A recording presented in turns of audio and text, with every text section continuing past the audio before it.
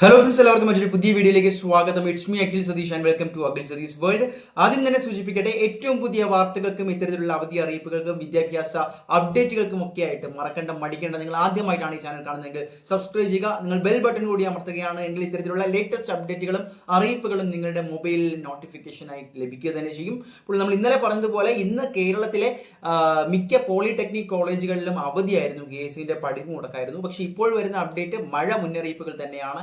ഏറ്റവും പുതുക്കിയ മഴ മുന്നറിയിപ്പ് പ്രകാരം കേരളത്തിലെ പകുതിയോളം ജില്ലകളിൽ, അതായത് 7 ജില്ലകളിൽ ഓറഞ്ച് അലർട്ട് എന്ന അതിശക്തമായിട്ടുള്ള മഴയ്ക്കുള്ള മുന്നറിയിപ്പാണ് ഇപ്പോൾ ലഭിച്ചിരിക്കുന്നത്. അതോടൊപ്പം തന്നെ കേന്ദ്ര കാലാവസ്ഥാ വകുപ്പ് പറയുന്നത് പ്രകാരം 19-ാം തീയതി വരെ, ജൂലൈ 19 വരെ കേരളത്തിൽ ഇത്തരത്തിൽ ഒറ്റപ്പെട്ട കനത്ത മഴയ്ക്ക് പല ജില്ലകളിലും സാഹചര്യമുണ്ട്.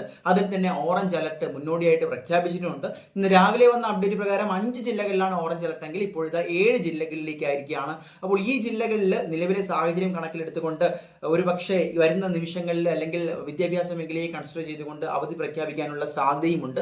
പക്ഷേ ഇതെല്ലാം നമ്മുടെ കളക്ടർമാർ ഒഫീഷ്യലായിട്ട് പ്രഖ്യാപിച്ചാലാണ് അത് പ്രാബല്യത്തിൽ വരിക. അപ്പോൾ തന്നെ നിങ്ങൾ ഏഷ്യാനെറ്റ് ന്യൂസിന്റെ 24 ന്യൂസിന്റെ ഒക്കെ കമന്റ് ബോക്സിൽ പോയി അവധിത എന്ന് പറയുന്നതിൽ കാര്യമില്ല.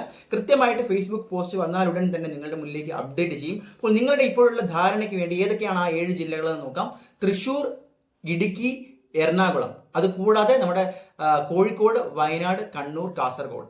അപ്പോൾ ഈ മധ്യ കേരളത്തിലെ 3 ജില്ലകളും അതുപോലെ തന്നെ വടക്കൻ ജില്ലകളിലെ 4 ജില്ലകളും ചേർത്ത് 7 ജില്ലകളിലാണ് ഇപ്പോൾ ഓറഞ്ച് അലർട്ട്. മറ്റ് ജില്ലകളിലെ യെല്ലോ അലർട്ടും ഇപ്പോൾ പ്രഖ്യാപിച്ചിട്ടുണ്ട്. അപ്പോൾ കേരളത്തിൽ ആകമാനം ഇപ്പോൾ മഴ മുന്നറിയിപ്പുകൾ എല്ലാ ജില്ലകളിലും ഉണ്ട്. അതുകൊണ്ട് തന്നെ കനത്ത മഴയ്ക്കുള്ള സാഹചര്യം, എല്ലാവരും ജാഗ്രതയായിട്ടിരിക്കുക. ഈ മത്സ്യബന്ധനവും നിരോധിച്ചിട്ടുണ്ട്. ഇത് വിദ്യാഭ്യാസ മേഖലയെ എങ്ങനെ അഫക്ട് ചെയ്യും, ഏതൊക്കെ ജില്ലകളിൽ അവധി ഉണ്ടാകും എന്ന് നമുക്ക് വരുന്ന മണിക്കൂറുകളിൽ അറിയാൻ സാധിക്കും. ഏറ്റവും പുതിയ അറിയിപ്പ്, മഴ മുന്നറിയിപ്പ് ഇപ്രകാരമാണ്. കാത്തിരിക്കാം. ഏറ്റവും പുതിയ വാർത്തകൾക്ക് ചാനൽ സബ്സ്ക്രൈബ് ചെയ്യും.